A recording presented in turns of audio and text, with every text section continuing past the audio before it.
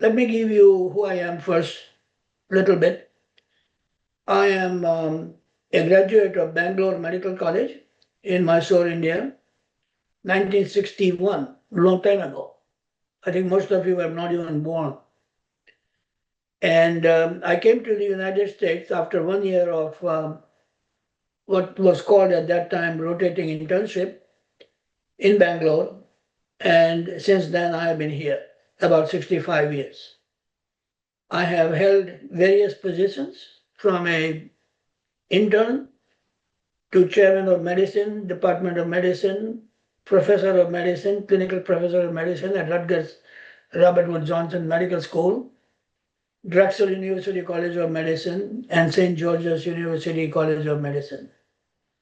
So I have been in academics for 65 years. And only a few months ago, I retired, quote, I'm not really retired, because if I was really retired, I wouldn't be doing this. So why am I doing this? I am an international medical graduate, and I think I know everything what an international graduate goes through to get into the programs, and subsequently it never ends. That's the problem. It never ends. You are always recognized as an international graduate, and there is, believe it or not, there is a stigma attached to it. But it doesn't have to be. You can overcome everything from now onwards. And the purpose of this seminar is to convince you that you have all the potential to do so if you apply with intelligence and industry. You have to do that. And it's a time consuming process. You cannot do it today for residency tomorrow. So, the first thing I would advise you is to remove all the misconceptions you have. Because your idea about residency comes from your seniors who are maybe 1 year, 2 years, 3 years senior to you, and they tell you all kinds of things. Some of them is true, but some of them is completely untrue. I will tell you repeatedly that you have the capacity to overcome all the obstacles and reach to the height you wish to reach. But you need to put industry behind it cleverly and appropriately with good advice. But the one thing you will not get, I guarantee you right now, is good advice. They will mislead you, not knowingly, but unknowingly, your seniors will mislead you. So the first thing to do is to create a network of people who are experienced at my level, who have spent a lot of time in academics and will guide you to the right place. It's doable, very doable. You are facing a huge competition. Remember, there are many kinds of graduates in America. You have US medical graduates, about 4,000 every year, and then the remaining ones are all international medical graduates. Even among them, there are differences. For example, if you are a US citizen, born here, and citizen of the United States, and you go to a foreign school, any school, in India, Pakistan, St. George's, Ross, you are still an international medical graduate. And the level drops down further if you are a graduate of a foreign school but not a citizen. So you are not a citizen of America, but you go to an international school. It doesn't matter how good the school is, you are still an international medical graduate. And then among them, there are grades. Some schools, if you're coming from UK, for example, you are up there because it is very well respected. But there are schools in the world which are suboptimal and they do not carry much credit. And you need to know that which schools are those. So, for example, most international graduates come from Southeast Asia, India, Pakistan, Bangladesh, Nepal, Sri Lanka. The predominant group is Indians and Pakistanis. There is no difference, really, between them, there is no difference. They get the similar education, same curriculum, because remember that 60, 70 years ago, all were under the British system. So that carries on. And one thing I want to tell you right now is to use those elements in your life to the maximum level, because just because you are coming from a Southeast Asian country such as India or Pakistan, it doesn't mean that you are lesser than anybody else. You had the British tradition of education, and I would like you to recommend to use that to the maximum level and use your country's resources to be ready for residency in the United States. For example, and I will refer mostly to India and Pakistan because that's what I know the most. In India, for example, if you do a medical school, and there are 300 of them now, and you get an MBBS degree, they're all not the same. You know that. So what do? You use the best medical school back home and get a postgraduate diploma or a degree. Don't underestimate the value of those diplomas. For example, if you do a 5 years of medical school in India or Pakistan, and then do a postgraduate 3 years of what in India it is called MD, you are already ahead of everybody. Most students I meet, they do not see that. They are in a hurry. They are in a hurry, they want to pass the USMLE and get a residency. Please, please do not do that. You are young, you are probably in your 20s or early 30s, you have plenty of time. So, one recommendation is don't be in a hurry, make a plan, 5-year, 10-year plan, and see what you want to achieve. You all know what you're going to do on July 1st, 2026. Hopefully, a residency, right? Hopefully. If I ask you what are you going to do on July 1st, 2036, 10 years, do you have any idea? Probably not. You would think that, well, I will finish my residency and I will practice. It's not going to happen. You will have to plan ahead now. Your residency application must begin in college, not after you have graduated and got an MBBS. And I will tell you how to do it. It's a very long, longitudinal experience which you must gather. Why am I doing this? For the simple reason that people have done this for me. When I came in 1963, I knew nothing. I didn't know what was licensure, what was ECFMG, what was ERAS. There was no ERAS at that time. There was match. I knew nothing. We were called foreign medical graduates, FMGs, which was considered a bad term. And they realized after some time that FMG is a insulting term, so they changed it to IMG, International Medical Graduates. It sounds better, still the same thing. And among the IMG, there is a caste system. There are people who are US citizens, there are people who are not US citizens, there are people who go to high class schools, and there's people who go to mediocre or less than mediocre schools. For example, there is a wide rush to get a medical degree from Russia and China. You know that. Not a good thing, because their education system, I'm not saying it is bad, but it is not respected by people like me who determine your future. I was a program director, I just retired. I was a program director for 49 years. And during those 49 years, I must have interviewed thousands and thousands of candidates. I have personally graduated 800 residents who are now all over the country and the world doing great things. So there is a success at the end, but you will have to work at it. And I'm doing this, I have been doing this, something like this for a long time, but now I'm doing it formally through this technology because I feel that people have done me favors all my life, otherwise I would not be here. Remember that I came as an intern from graduating from Bangalore Medical College, knew nothing. And I rose to the level of full professor, chairman of medicine, chief academic officer, etc., etc. How did I do that? I am not smart enough to do it on my own, but there are lots and lots of people who helped me to get there. And one of the objectives of these webinars is to get you there by helping you.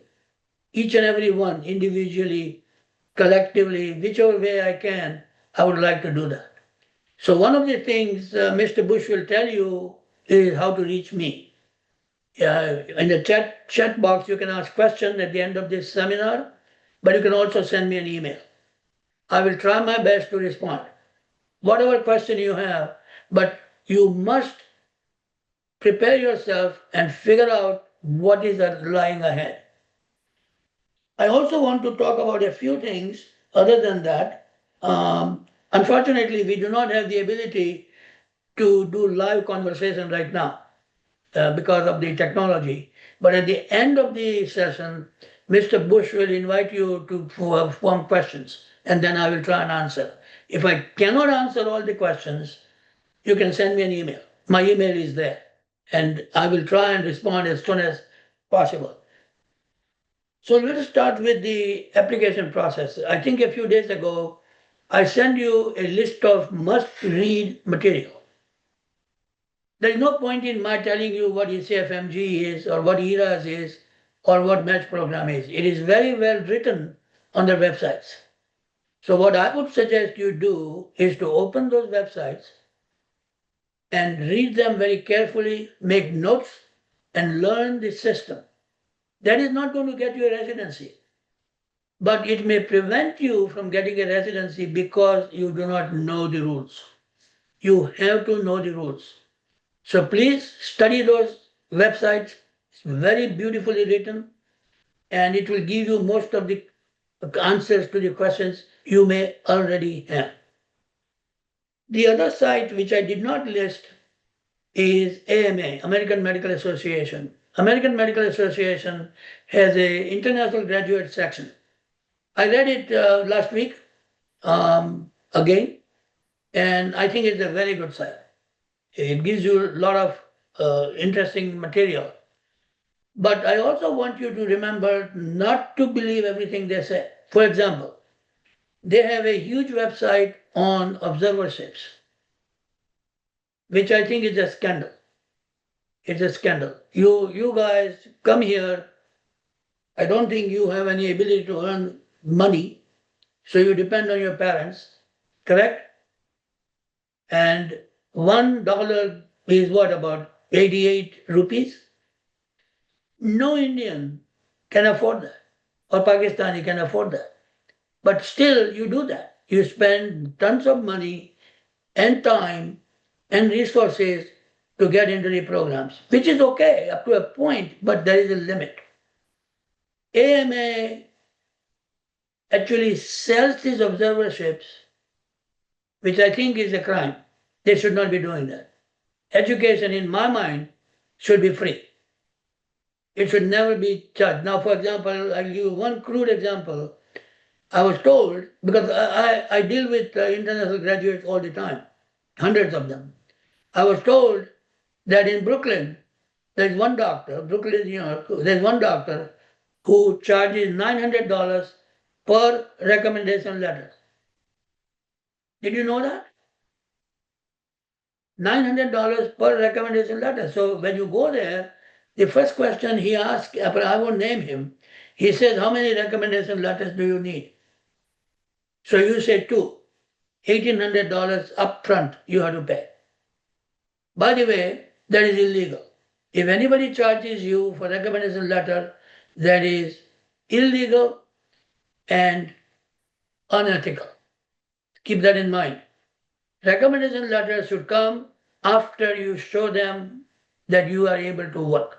So what do? How do you get a recommendation letter?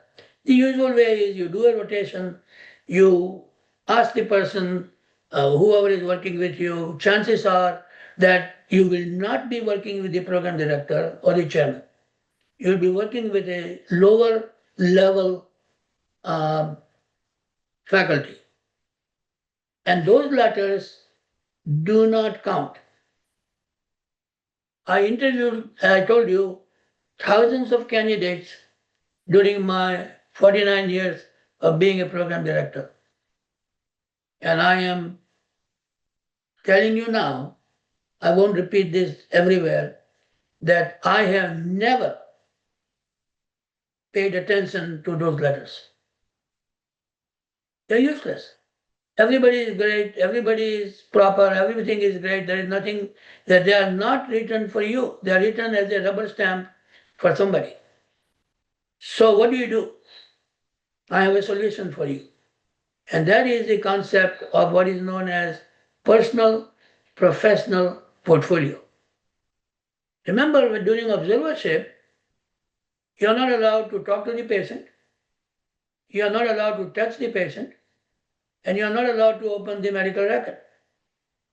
You are an observer, so you watch. And you can learn a lot in watching. There's nothing wrong with that. So, how can anyone give you a letter of recommendation which says that you are very good clinically? It would be a lie. So, what do? You create what is known as personal, is personal for you, professional portfolio. And here is a copy. I don't know how much you can see. Can you see this thing? This is one rotation for 2 weeks. And here is, I can't show you. This doctor is now going to be a GI fellow in a few months. He has recorded all the observed cases he has seen during the rounds and made comments, looked at the bibliography, references, and documented what he saw and what he thought about it. And wrote that he has not touched the patient. If you prepare such a document and then go for an interview and you show them to the program director, you are right on the top of the list for recruitment because I have done this. That shows that you are industrious, you are smart, and you value observership.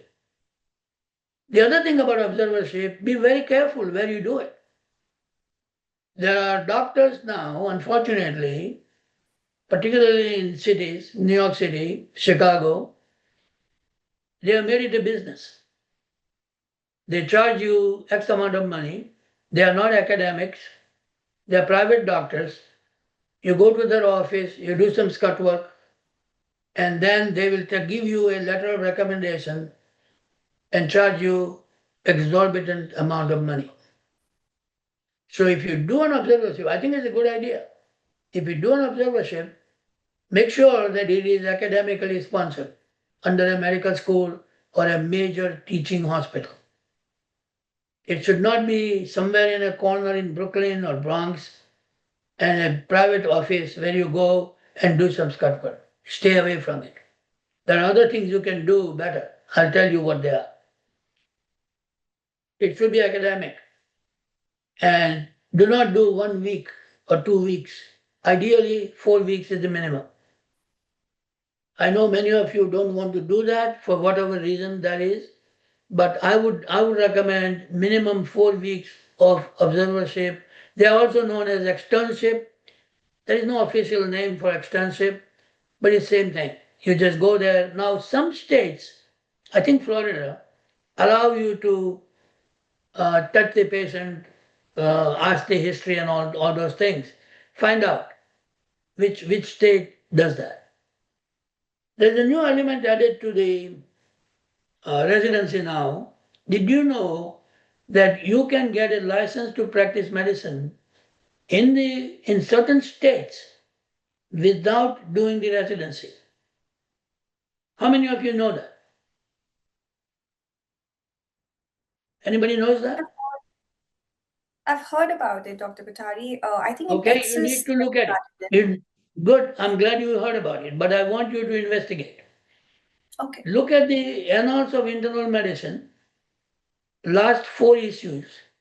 I don't know exactly which one, but it came within last 2 months. There's a commission for this. And I know the members of the commission, so I talk to them all the time. The last time I counted, there are 21 states which will give you a license. But under what rubric? It is called internationally trained graduates. So there is an IMG, now there is an ITG. So, for example, if you came from India or Pakistan, or even Nepal or Bangladesh, and you did a postgraduate degree, 3 years, remember that? You do 3 years of training and you get an MD at the end. You are now likely to get a license in 21 states. It's not directly you get a license, you have to work under somebody for 1 or 2 years. You have to pass the 4 steps exam. There's a lot of supervision. But that is a huge change in American medicine. Because I do know personally hundreds of people who have done Indian MD or British MRCP. This will qualify you to get a license in 21 states, and I think those numbers are now increasing. So pay attention.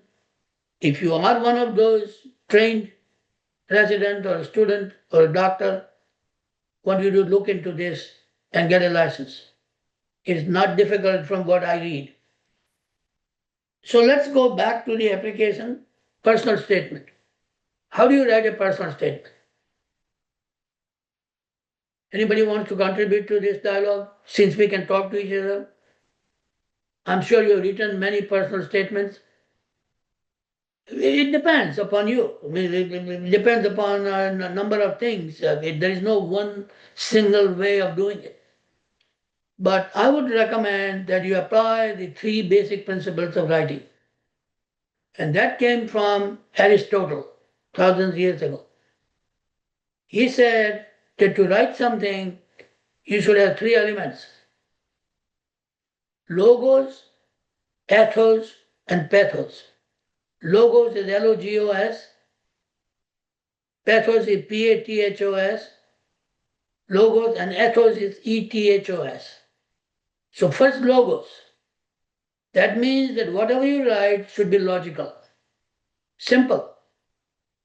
So, if you write in your statement, and I'm exaggerating, that your goal is to get Nobel Prize, that's not logical. That's not logical. So don't do that. Don't write flowery language. Don't write things which are not achievable. People do this. I have read thousands of such statements. Don't have to do that. Be yourself. You see, one thing you do not know, and I know, that you are very capable of succeeding. More capable than you ever thought. You don't have to be cocky about it, but you don't have to be timid about it either. One of the problems with international graduates is they are perceived to be timid. And the word they use, they are not aggressive. So why should a doctor be aggressive? We are not warriors, right? So be in the middle. So in your statement, write things which are reasonable, doable, achievable. That is logic, or logos. Ethos is ethical. It should be ethical.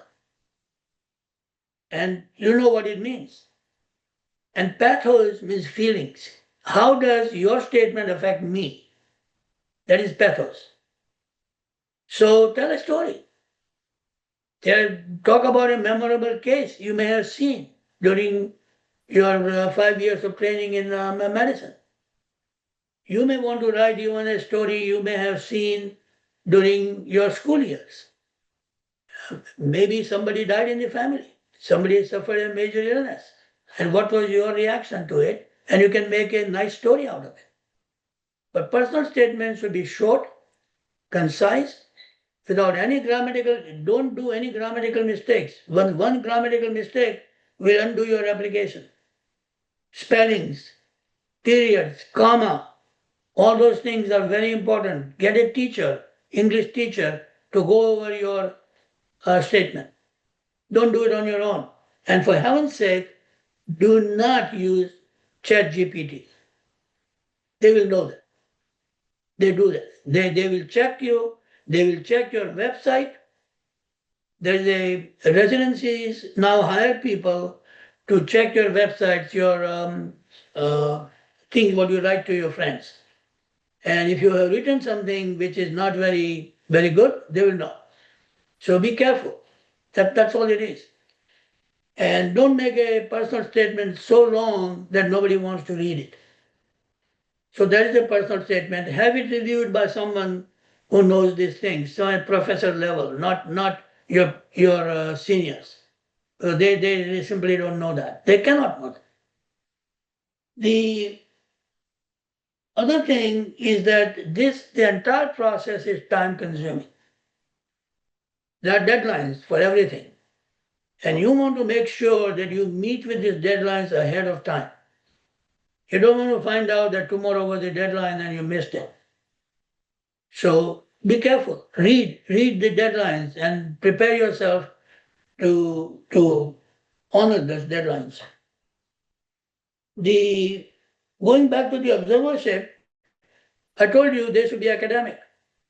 They should not be in private office anywhere. And you should not be struggling to get a recommendation letter. A good observership automatically qualifies you to get a good letter of recommendation. But the way to beat it is to do a personal portfolio. If you prepare a personal portfolio properly, that is a winner. I have personally recruited lots of residents based on their personal portfolios. Very well done. It's like writing a book. You have to write, it is an extended CV, basically. The and I told you the duration should be minimum 4 weeks. The thing I want to pay a lot of emphasis in next 4 sessions is the what is known as cultural competency. All of you are coming from a different culture, which I believe is a blessing. Many of you come from cultures which are 10,000 years old. Do not underestimate the value of that culture. But now you are entering into the Western culture. So you have another 10,000 years of culture ahead of you. So how do you mix them? It's like going on a buffet.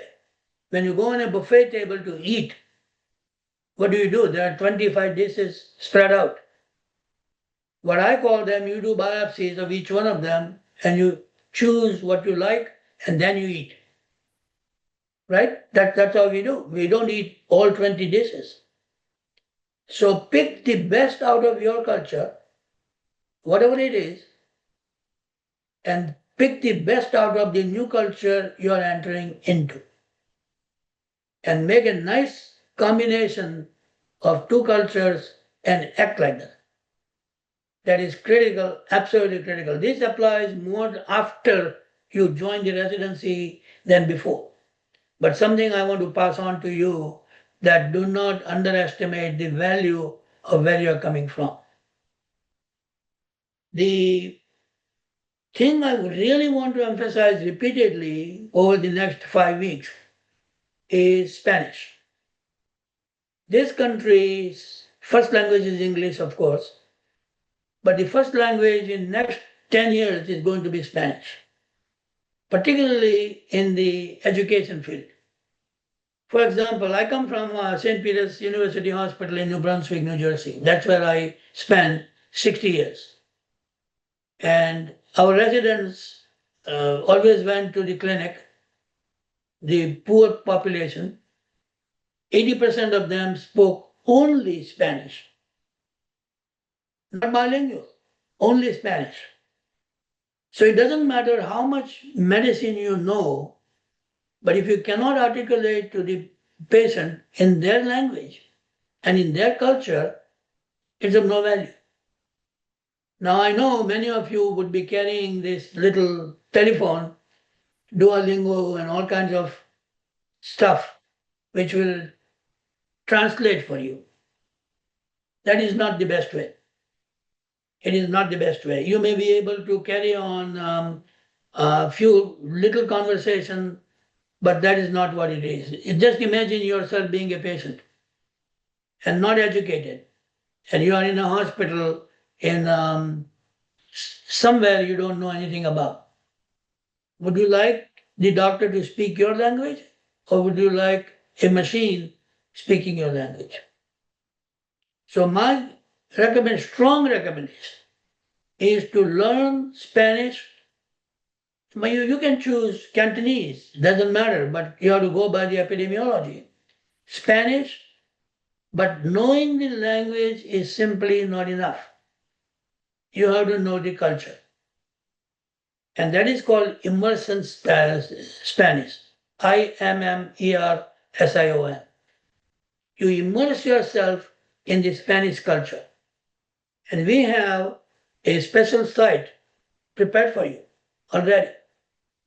Download the brochure called Maximo Nivel on my website. You may have already seen it.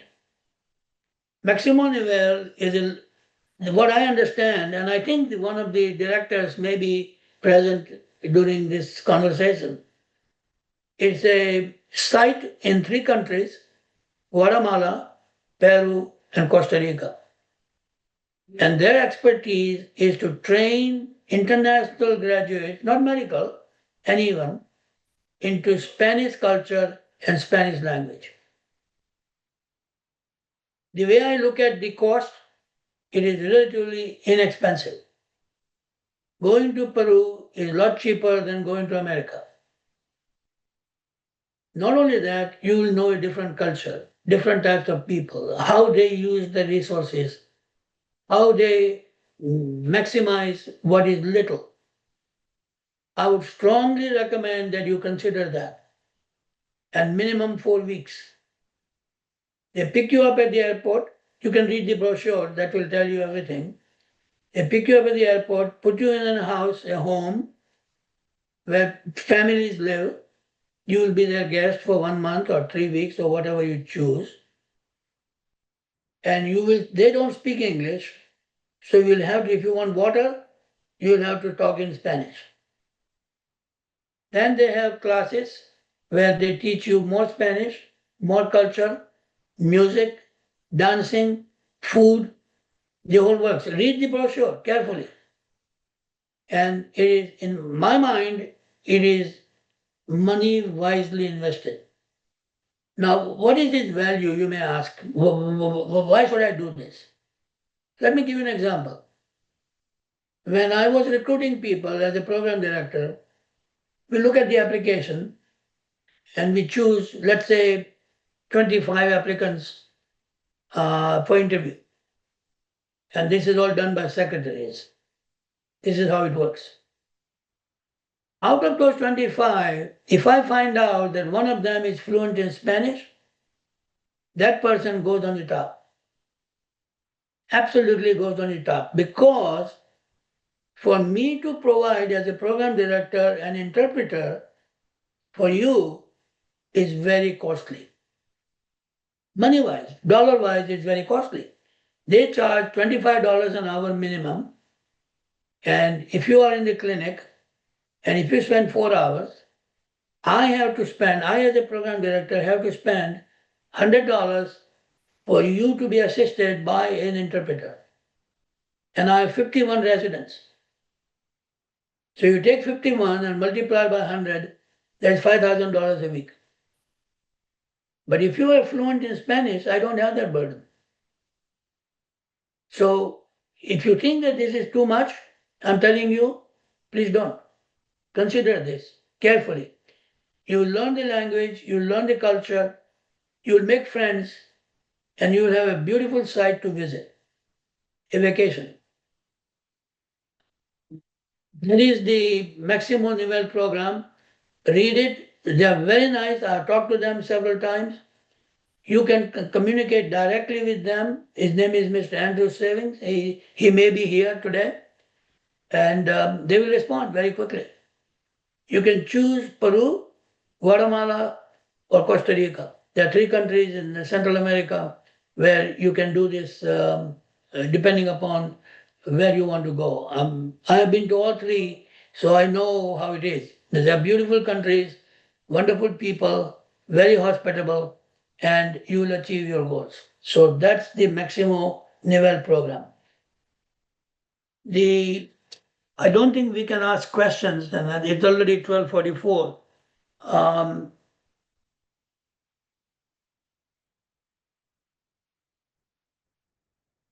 the other thing which you may not have thought about in language is English. Now, those of you who come from Southeast Asia, India, Pakistan, Bangladesh, Nepal, Sri Lanka, have a wrong impression. Again, I repeat, have a wrong impression that you speak very good English. You don't. I'm telling you bluntly, you don't. What's the purpose of a language? Why do we speak a language? What's the purpose? To communicate effectively. Very good. Communication. So if you speak to me, doesn't matter what language, but if I don't understand you, then you have failed. And this is the problem with international graduates, particularly from Southeast Asia. They come under the belief that they speak King's English. They don't. I will tell you that we write English better than Americans. Spelling mistakes are not occurring because if you went to convent schools in Southeast Asia, there are so many good schools, you probably know English better than an average Englishman. But when it comes to speaking, we collectively, including me, are generally not understood. Do you know how long does it take for the program director to determine to recruit you or not after the interview? Anybody has any guess? You applied, you went through the long process, you did USMLE 1 and 2, you did all what you could. Now you are going for an interview. Right? That is the step. How long does it take during the interview for the program director to say yes or no? First 10 minutes Make of a the guess. interview. Make a guess. First 10 minutes of the interview.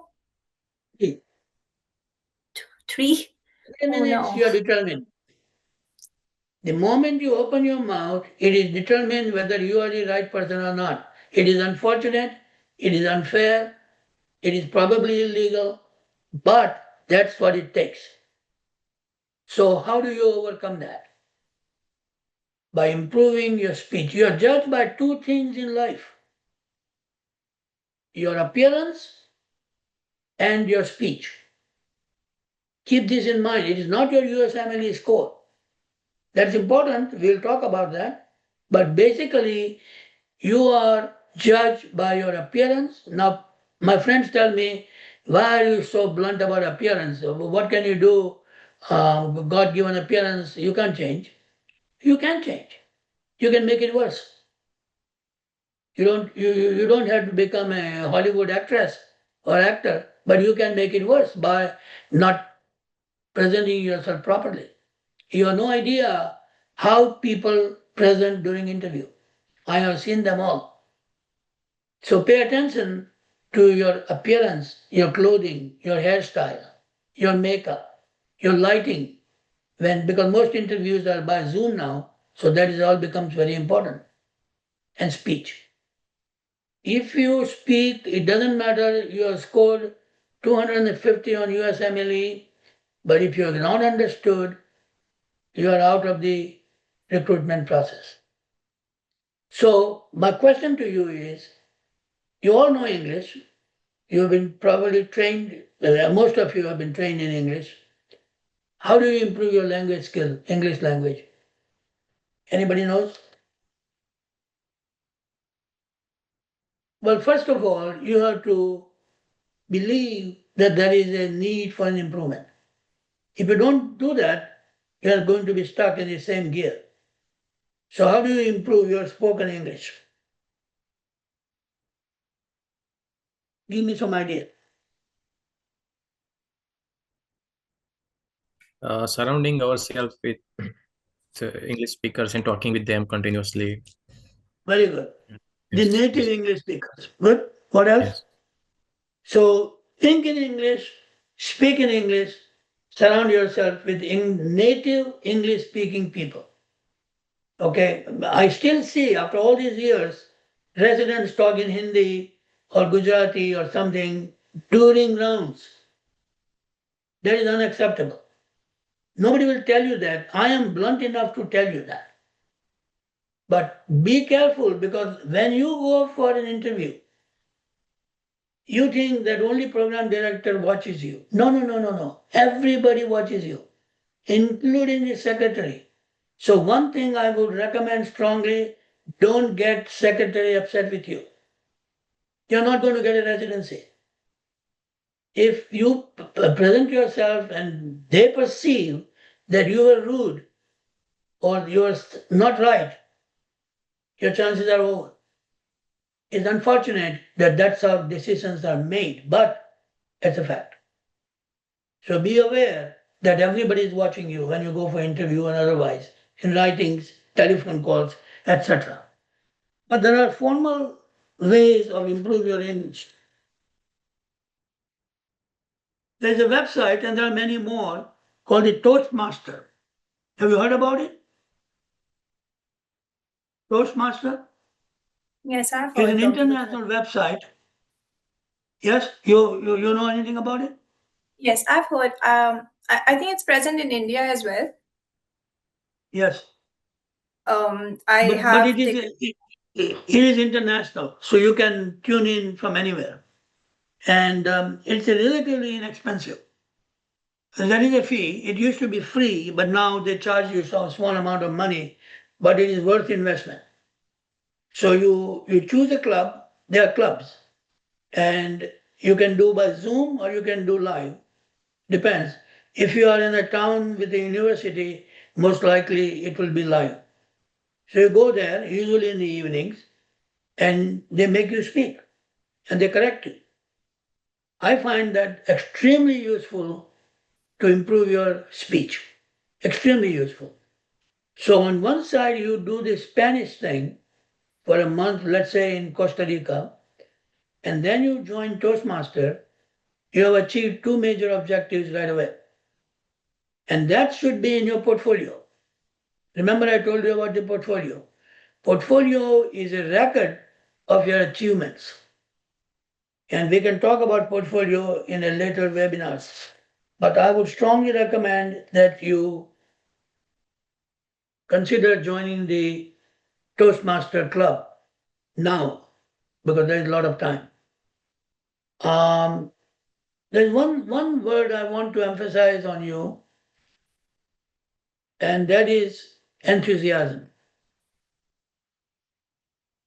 You know what I'm talking about, right? When you see somebody enthusiastic, you know that person is enthusiastic. Can somebody tell me what is the origin of the word enthusiasm? I'm very fond of word origins. That's my hobby. Where did the word come from? Wild guess, but Latin? No. Yeah, how come you are the only one talking? What about the others? Where did the word come from?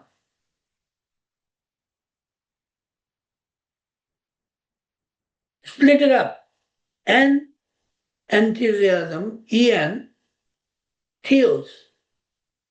What is theos? Greece. Maybe Greece. Not, it is a Greek word, but it is not, doesn't mean Greek. What does it mean, theos? What is The theology? If you study theology in school or college, what does it mean? What are you studying for? God. Theos The means God. gods. God. God. God. So when God is in you, you are enthusiastic. That's the word meaning. So what is God? Your God may be different than my God, but basically God is energy. So what I'm recommending that you show enthusiasm. Don't be meek and cowardly when you face people. Show them. Now you can sometimes do too much, but learn to be enthusiastic and show it. Because people like me, program directors, will watch you how enthusiastic you are. If they perceive that you are weak in that area, you will not get considered. So, before we go any further, I want you to cultivate an enthusiasm as a part of your act going forward. And I think it's a good thing. The other thing on my website you will see is Plan B. Have you read about it? What I wrote? In normal life, you always have Plan A and Plan B, or should have. So, for example, if I'm traveling, I'm in Florida right now, but if I'm traveling to Tampa, I'm in St. Petersburg, and I have Google Maps, so I go, but I always know if there's a traffic jam somewhere, I can go another route. That's my Plan B. We do this, we don't think of it that way, but we always do that, knowingly or unknowingly. So, you all are going for residency. So what's your Plan B? Suppose you don't get it. What are you going to do? Have you considered that? Probably not. Because that requires knowledge, skill, experience, and some commitment to time and effort. It just doesn't happen. And Plan B, now that doesn't mean either or, the Plan A or Plan B. It can be Plan A and Plan B together. You can combine them. Lots of residents have done that. And Plan B consists of doing things which you normally don't do during residency, such as Masters in Public Health. I would recommend each and every one of you to do an MPH. It's doable. You have to spend more time, little money, but it's doable. An MPH, after COVID and the epidemic, we know the value of public health. So I would strongly urge you to consider doing an MPH either live on a campus or on Zoom, electronic. I would also consider MHA, Masters in Hospital Administration. Doctors are now becoming administrators of a hospital. You should go ahead and consider doing that. The third part of Plan B is quality and safety. Do you know how many people die from mistakes in this country? Medical mistakes? Anybody has a guess? 100,000. 100,000 people die from medical errors every year in the United States. So the quality and safety have become major issues, and you can get a certificate in quality, a certificate in safety, and that site is called IHI, Institute for Healthcare Improvement, IHI. They have modules on safety and quality. You study them at home, there is a fee, not much, and then you take an exam and you get board certified in quality and safety. 25% of my residents have a certificate of quality and safety right now because it's doable at home. You don't have to go to school. So I would recommend that in Plan B. Plan B also consists of developing skills which are not commonly taught during residency, and you all have access to it. Your home countries would provide you with that, such as phlebotomy. Do you know how many residents cannot do a phlebotomy or give an intramuscular injection? You would laugh at it, but that is a fact. They don't. Removal of wax from the ear is a skill, but requires maybe 5 minutes of training. Now, why am I telling you this? On your CV, if you write all this, that you can do A, B, C, D, your application is up automatically. So consider those skills, and I have a whole list of that, which I can provide you at some point. There are about 20 such skills which you can learn within a week back home. And that would tell the program director that you are interesting candidate. That's what you want to show, that you can do all this. I already told you about the internationally trained residents and licensure. And Jimmy, do we have time? It's already 1 o'clock on my clock.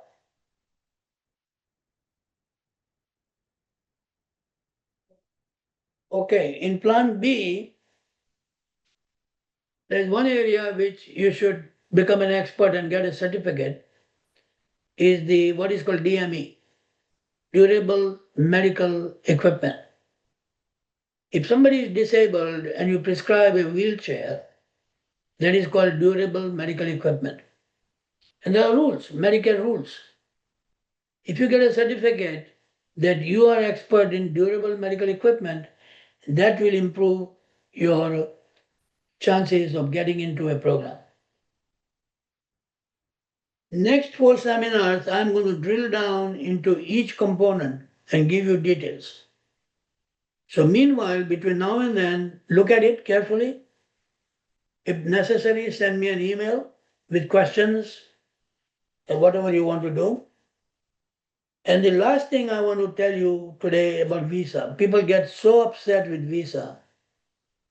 I would not recommend H1 visa at all for anybody at this point. With the new administration in Washington, your H1B is hanging in air. I would not recommend. Besides, if you're on H1B, which most likely most hospitals do not sponsor, you're not going to get a fellowship. Fellowships are funded by government and they prohibit H1B visas. And you must have heard recently that President Trump now is selling H1 visa $100,000. It's ridiculous, but that's where it is. I think it is 1 o'clock. It is time for me to end this preliminary discussion, but you may throw some questions on the chat box if you wish. I don't know whether we can talk. And I really want to know whether this is useful to you, what I said. I think as we go along for the next 4, you will see its value as we go along. Right now, I'm not sure. So, anybody wants to speak?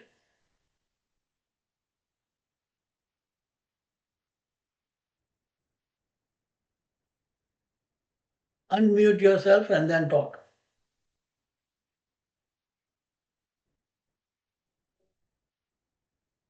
I mean, if no one is there, I can definitely go ahead. Thank you, Dr. Kothari. This was like a session that we all, I think there are 2 more observers, and third one is me. We were observing at St. Peter's and we came to know about this session. So thank you for organizing this. I also do have a doubt regarding the volunteering opportunity you mentioned. We can go and learn Spanish, right? But initially, when I started the journey of USMLE, I was considering doing this, but again, it was like very expensive. That is why it like held me back. Let me stop you for a moment. Yes, it is expensive, but it is not as expensive as living in America because you spend a lot of money.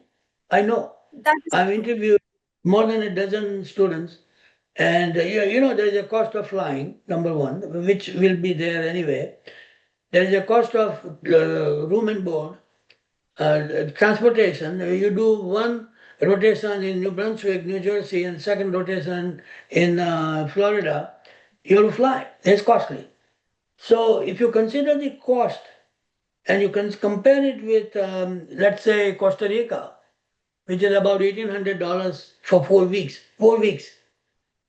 It's very doable. Plus, you get fluency in language, fluency in culture, and your chances of getting into a program increases, I don't know what percentage, but huge. So don't underestimate the value. Go on. I'm sorry to stop you. No, that was the main concern. But is there nothing in America now that we have come to America and we are right now doing rotations? Is there something we can, while we're in this country, so that we can learn Spanish? I mean, we are doing through apps and trying to learn Spanish, but is there something where we can work through in this country? It's a very good question, and the answer is not very good. It is not about Spanish language. That you can learn on your little telephone, Duolingo and all that. My residents use this all the time. It's a culture. What do people in Costa Rica eat? How do they dance? They have dance classes in there. So it will change your life considerably knowing that. Because this country's first language is going to be Spanish. It's already happening.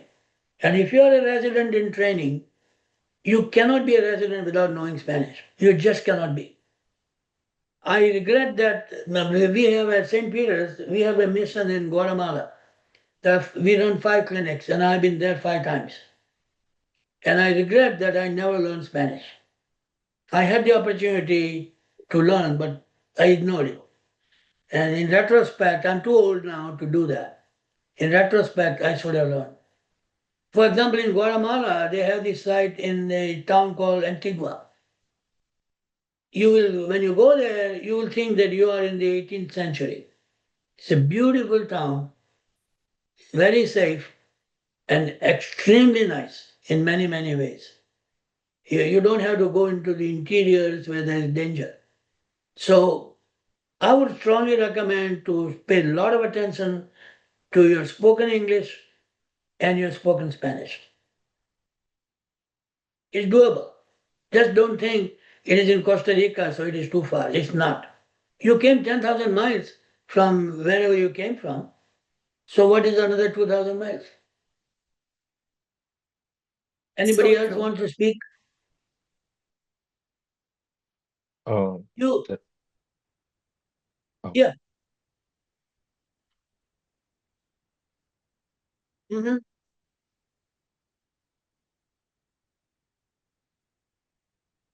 Okay. Okay. Good to know. Thank you. So I had just a follow-up question on this. Firstly, I just wanted to thank you for this opportunity. And secondly, sir, like I have been in Miami for quite a few months before. So I have seen like, the like the 70 more than 70% of the population there is Spanish speaking, and it has a major influence that way of mix of the Latin American culture over there.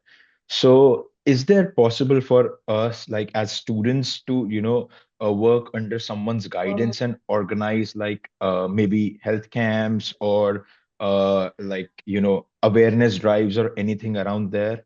Like, are there any Might be, opportunities where we could? that might be, I'm not familiar with any of these. There are, the problem with the whole thing is there are so many sites where they promise you all Mhm. kinds of AMA. I was reading last night. The AMA is observership program. And Yeah. just try it. It's not what I would do if I was AMA. They have 2 pages of legal document on that. All kinds of nonsense. This is Mhm. simple. You just go to a country of your choice. It doesn't have to be Costa Rica. You can go to India and learn a language you don't know about. The one thing I want to emphasize again and again, do not underestimate the value of your home country. Don't be in a hurry to rush to America because you will waste a lot of time, money, and resources. Get the maximum out of your country and then come here. So 1 year at your age is nothing. 2 years at your age is nothing. And we haven't talked about research. I have my own views on research. because I think most students of your age get mixed up with research.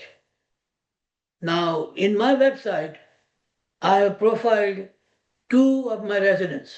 I don't know whether you had a chance to look at it. One is Dr. Jacob, and the other is Dr. Dukas. Please, if you haven't, look at it. And Dr. Dukas got a PhD while doing his residency at Yale. Think about that. PhD.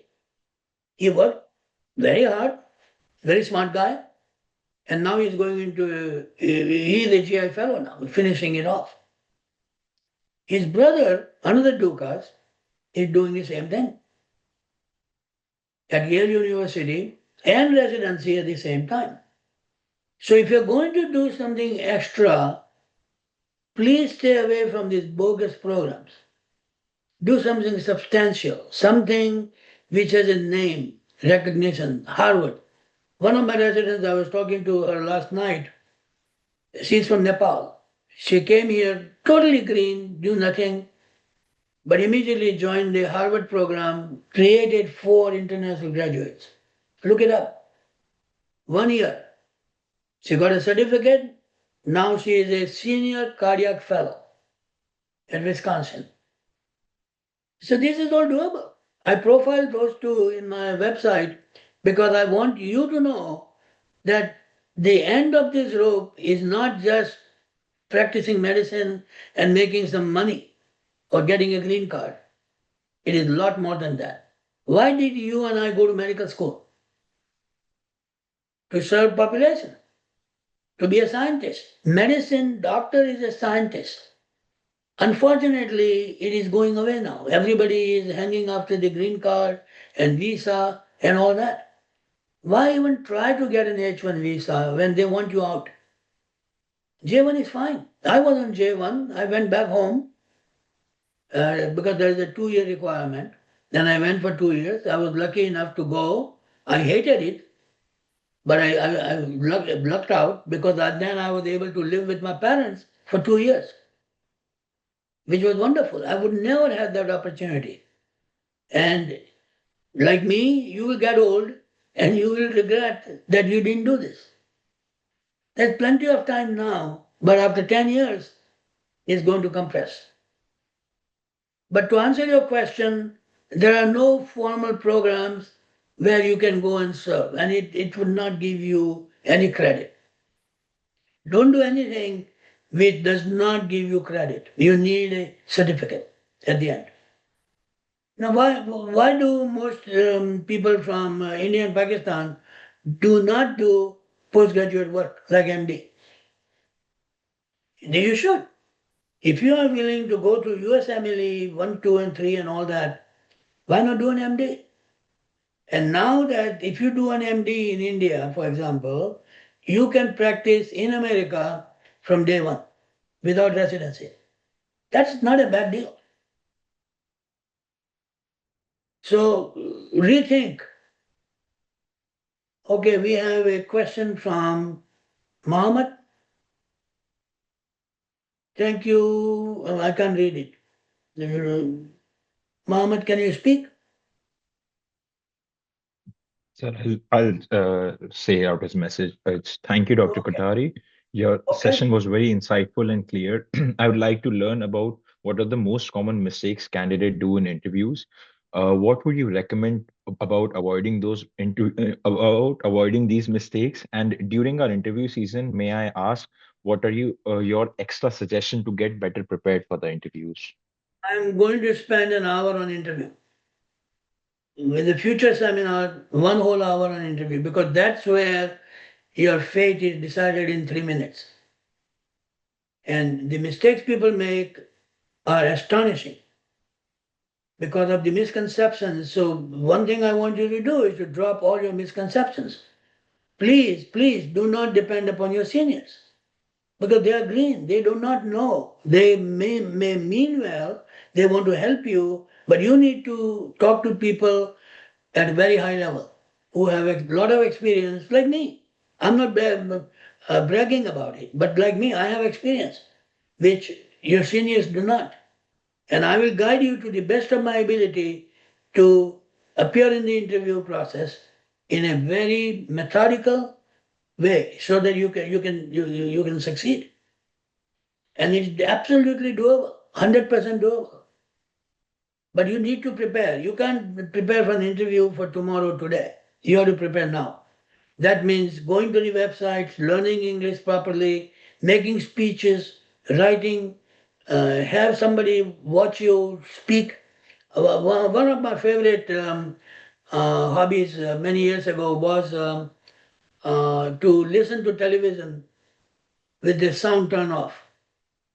So I watch the news, but the sound is not there. So I can see that facial expression. Try that. And I think the time is up, so I don't have time to talk much, but I'll give you one story before I end. I came in 1963, and that year, November, President Kennedy was assassinated. I was in this country for a few months. So at that time, we did not have internet or Google or any of that sort. So I was reading newspapers, this thick. And I came across the biography of President Kennedy. And it said that the President Kennedy, when he was 17, he was not in politics, he was 17-year-old kid at Harvard, took lessons in public speaking from Mrs. So-and-so. And I was very interested that he was one of the finest speakers in the world. You know that. And he had to take lessons to speak. So, believe it or not, I reached out to that woman. I spent about 3 days finding her. And she called me back and she said, come and see me. I still give those classes. So I went to New York in a big high rise apartment, went up, rang the bell, and a matronly lady, about 70 years old, came out. And I introduced myself, well, I'm so and so, and I'm here to talk to you regarding your classes. So she said to me, I haven't entered her apartment yet. I'm still waiting outside. She says, young man, you speak about your clavicle. Stop doing that. I will never forget those words. Because most of us, Indians, Pakistanis, Bangladeshis, we mumble. We don't speak from diaphragm. God gave us diaphragm to speak.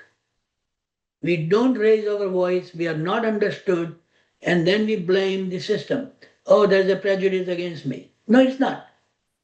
You talk to me, I'm the program director, and if I cannot understand you, why would I recruit? You understand this? So I will never. The problem was it was $2,000 at that time, her fee, and very foolishly I rejected that. I wonder what I would have been if I had taken those classes. So, what's the message? Find out who can give you that training. I know you train a lot, you go to Kaplan and you get your scores high and all that for you, that's fine. But invest some time, energy, money, resources in public speaking so that you come across other people that you are somebody. I cannot emphasize more. I would not have said this 20 years ago. But now that I have been a program director for many years and I have rejected lots of candidates, because of that, I'm passing on to you. You use that whichever way you want. Any other question? I think we are 118 now. You can email me. I will try and answer. I'm not very good at those things, but I'll try and answer. And I would recommend that you attend all four subsequent seminars every Wednesday at noon. Send me an email. I'll try and answer. Can't promise you. Start making a portfolio right away. I only have one copy here, but it's an extended CV which you need to write in an artistic manner.